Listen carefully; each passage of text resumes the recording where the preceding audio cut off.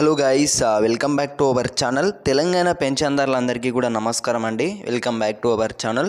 July నెల pension డబ్బులు అయితే ఇప్పటికే చూసుకున్నట్టయితే క్రెడిట్ అయితే కావడం అయితే జరుగుతుందన్నమాట.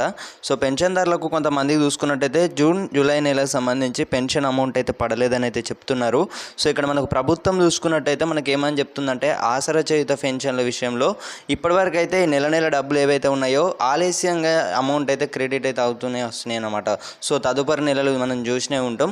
సో కీలక నిర్ణయాలపై అయితే ఇప్పటికి మనకు ఈ కేబినెట్లో మొన్న జరిగిన కేబినెట్లో కూడా చూసుకోవచ్చు.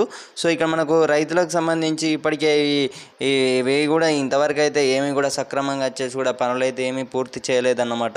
సో ఇక్కడ మనకు ఏమని చెప్పారంటే ఇక్కడ మనకి ఇవ్వాల్సిన ఈ యొక్క పథకాలకు సంబంధించి కూడా 6 గ్యారెంటీలు ఏవైతే ఉన్నాయో ఇవి మనకు ఈ 2028లో మళ్ళీ ఎలక్షన్స్ అయితే ఉంటాయన్నమాట.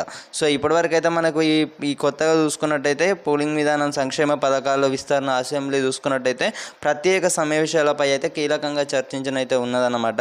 సో ఇక్కడ మనకు ల్యాండ్ పూలింగ్ భాగంగా భూములు ఇచ్చే ఇక్కడ మనకు చూసుకోవచ్చు అనమాట. అన్ని స్థలాల్లో చూసుకున్నట్టయితే సో కొంచెం వీటి గురించి అయితే మాట్లాడిర్రు. సో అలాగే కొత్త పెన్షన్లకు సంబంధించి కూడా త్వరలోనే కొత్త పెన్షన్లు నెల నెల డబ్బులు ఏవైతే ఉన్నాయో మంజూరు చేయనున్నట్లయితే తెలుస్తుందన్నమాట. సో నేను ఇప్పుడు వరకు అయితే అప్లికేషన్ పెట్టుకున్న వారు అందరికీ కూడా అప్లికేషన్ వచ్చేసి కూడా ఇవన్నీ కూడా మంజూరు చేయబోతున్నట్లయితే తెలుస్తుందన్నమాట. సో ఇక్కడికి మనకు ఇప్పటికే సంబంధించి ఒకసారి అయితే వెళ్ళినట్లయితే 4016 రూపాయలు కానీ ఇవ్వచ్చు, 6016 రూపాయలు కానీ ఇవ్వచ్చు. సో ఇక్కడ మనకు కీలక నిర్ణయాలు ఏవైతే ఉన్నాయో వీటికి సంబంధించి అయితే మనకి ఎలాంటి క్లారిటీ ఇన్ఫర్మేషన్ అయితే లేదు. సో ఏప్రిల్లో దీనికి ఒక క్లారిటీ అయితే ఇచ్చారు. ఆ క్లారిటీ అయితే మనకి ఇప్పటివరకు అయితే ఇవ్వలేదన్నమాట.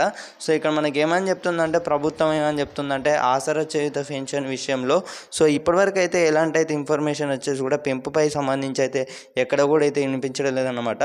సో నెల నెల డబ్బులు అయితే కొంతమందికి అయితే పడ్డాయి, చాలామందికి అయితే పడ్డాయి, ఇక్కడ పడని వారు అయితే ఉన్నారన్నమాట. సో ఓకే గైస్, ఇక్కడ మనం చూసుకోవచ్చు అన్నమాట. సో ఇక్కడ మన ప్రభుత్వం అయితే చెప్తుందన్నమాట ఆసరా చేయుత పెన్షన్లో రాష్ట్ర ప్రభుత్వం అయితే సో ఇక్కడ మనకి ఏమని చెప్తుందంటే మొత్తం ప్రభుత్వం అయితే ఇక్కడ మనకి ఏవైతే ఉన్నాయో అభివృద్ధి పనులు కానివ్వచ్చు, సంక్షేమ పనులకు సంబంధించి కానివ్వచ్చు.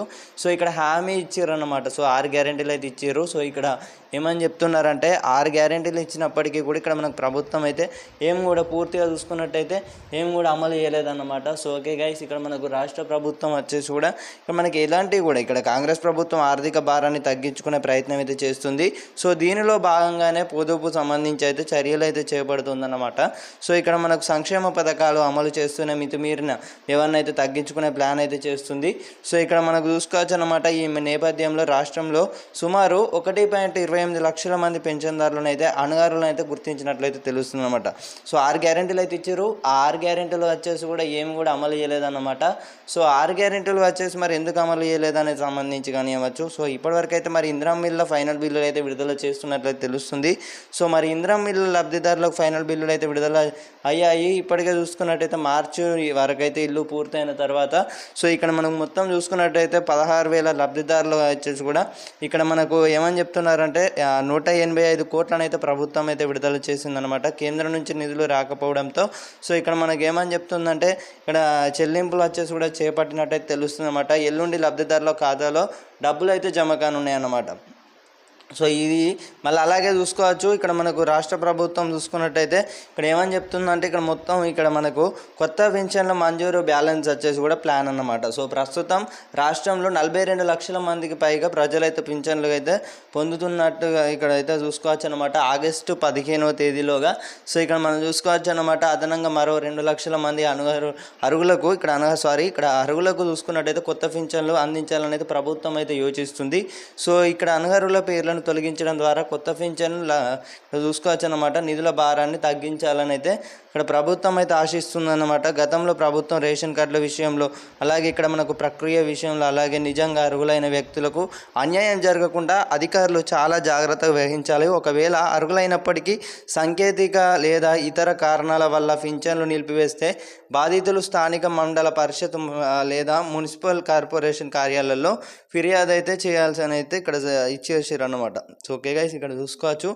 ఓకే, ఇక మనకు చూసుకోవచ్చు అన్నమాట ఫుల్ క్రెడిట్స్ మనకు చూసుకున్నట్టయితే ప్రభుత్వం వచ్చేసి కూడా ఇక్కడ మనకు పెన్షన్దారులకు సంబంధించి అణగారులు వచ్చేసి కూడా గింత చూసుకున్నట్టయితే సో నెల డబ్బులు అయితే విడుదల చేసిందనమాట. సో ఓకేనా, ఇప్పటికీ మీకు అర్థమైంది అనుకుంటున్నాను. సో మీ అందరికీ కూడా అర్థమైంది అనుకుంటున్నాను.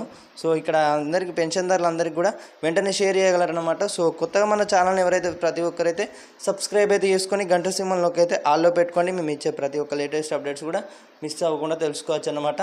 So thank you so much. జై హింద్.